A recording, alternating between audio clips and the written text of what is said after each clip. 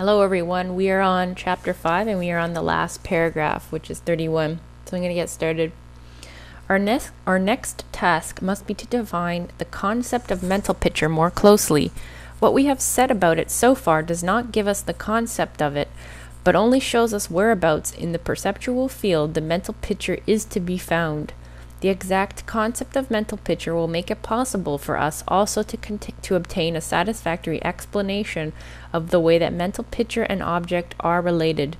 This will then lead us over to the borderline where the relationship between the human subject and object belonging to the world is brought down from the purely conceptual field of cognition into concrete individual life. Once we know what to make of the world, it will be a simple matter to direct ourselves accordingly. We can only act with full energy when we know what it is in the world to which we devote our activity. And the summary we have was, we shall proceed to define the concept mental picture more precisely, as we have only discussed where in the perceptual field we find the mental picture. We need to explain how the mental picture and object are related. With this knowledge, we can then proceed to act and direct our life with more confidence. So that paragraph's pretty straightforward, and he's gonna obviously define mental picture more, and he says once we understand this relationship between the subject and object, we're gonna start having a more practical understanding of things, and it will help us in our regular day-to-day life. So that's basically that. I'm not going to read the addition that he did in 1918. We didn't summarize it, but I will just briefly go over it. In the first addendum, what's important is, he says, the thought formation is such that it requires something more than mere theoretical refutation. We have to live through it in order to understand the aberration into which it leads us, and thence to find the way out. So that whole paragraph, he's just basically saying, we can't just be looking at this concept, the theory of knowledge, from a spectator point of view. We have to analyze it while we're in the game. So that's basically what he's saying. It's not just about, theoretical, intellectual, purely logical argument. It has to really come from a place of practicality, of, I'm in the game, I'm on the front lines, this is what's really happening. That's sort of basically what he's pointing out. It's not just the mere theory that's important. And in paragraph 2 is very long, so I'll just... Paragraph 2, he's basically... everything he's saying in paragraph 2 is basically repeating what he's already talked about. So I'll just quickly go over those main points. What's important, he says here, is...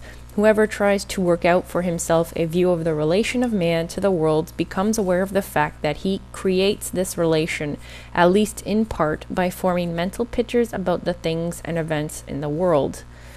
So it's just pointing out that we're creating this understanding when we are observing percepts. And then he says, it is impossible for me to have a relationship to anything or event unless a mental picture appears in me. That's pretty clear there. And he says, as he continue on, so long as he keeps that standpoint, he believes that he is dealing with real things, but reflections about himself drives him away from it. As we continue on, it allows him to gaze only upon his mental picture. These interpose themselves between his own being and a supposedly real world, such as the naive point of view believes itself entitled to affirm. Man can no longer see such a real world through the intervening world of mental pictures. He must suppose to that he is blind to this reality. Thus arises the thought of a thing itself, which is inaccessible to knowledge. So it's just basically pointing out that because humans have blinded themselves, that, the only reality is this whole mental picture. It creates this is where the whole idea of the thing in itself occurs, which has caused a lot of problems in the theory of knowledge. And because we have, well, I can only know my mental pictures, I can never know an object, and it's inaccessible. I'll never have no true knowledge. That's what he's said this earlier, so he's just repeating himself. What else is important? He says here, there is a craving for knowledge. What he says is the very existence of this craving for knowledge about the relation of man to the world shows that this naive point of view must be abandoned. If the naive point of view yielded anything we could acknowledge as truth, we could never experience this craving. It's just saying that we have this deep yearning to know things, to learn and whatnot, and that's an important part. If we continue on, he talks about thinking. The next paragraph says,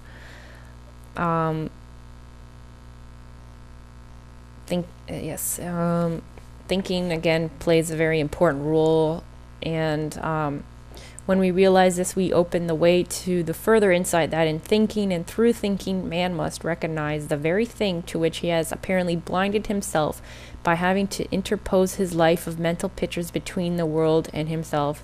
So again, he's just pointing out that humans have blinded themselves into the role thinking plays in our understanding of the world, because we're just blinded by the mental picture, thinking, that's the world. I can never know things. And finally, he ends this section off by saying,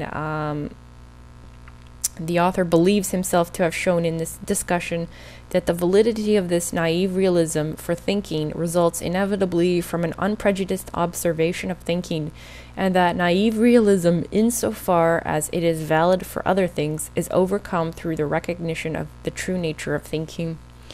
So he wants us to realize that we can overcome the flaws of naive realism by recognizing the true nature of thinking and recognizing the role thinking plays in our understanding of the world, and how it is a very important component in a theory of knowledge. So that's basically what he talks about in the section 2 in the addendum. So that basically covers all of chapter 5 now, so we are done, and if you have any questions or comments, just send me a message and I'll get back to you. So I look forward to seeing you all for chapter 6. Bye.